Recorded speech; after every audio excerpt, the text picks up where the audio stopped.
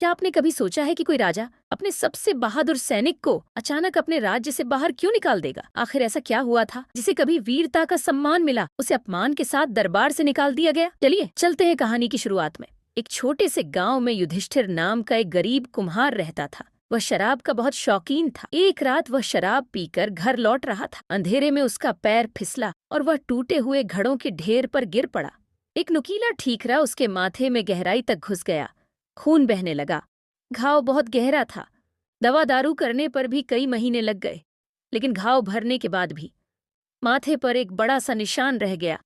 कुछ समय बाद उसके गांव में अकाल पड़ गया। युधिष्ठिर दूसरे राज्य में चला गया। वहां वह राजा के सेवकों में शामिल हो गया। राजा ने एक दिन उसके माथे पर वह बड़ा निशान देखा। राजा, यह निशान तो किसी बड़े युद्ध का है।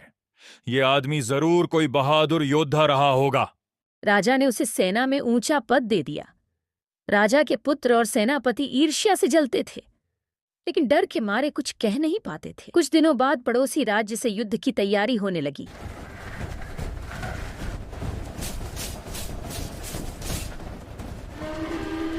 राजा, वीर, तेरे माथे पर यह गहरा घाव किस संग्राम में लगा था?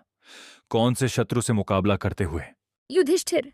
महाराज, ये घाव किसी युद्ध का नहीं है। मैं तो एक साधारण कुम्हार हूँ। एक रात शराब पीकर लौटते समय टूटे घड़ों से टकराकर गिर पड़ा था। उसी का एक नुकीला ठीकरा मेरे माथे में घुस गया था। इसी से यह निशान बना है।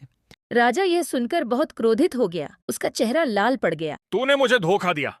अभी मेरे राज्य से निकल जा। महाराज, मुझे माफ़ कर दीजिए। मैं युद्ध में आपके लिए अपनी जान दे दूंगा। मेरा बहादुरी देख लीजिए।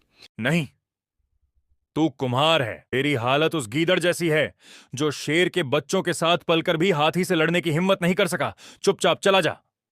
युधिष्ठिर निराश होकर राज्य छोड़कर चला गया।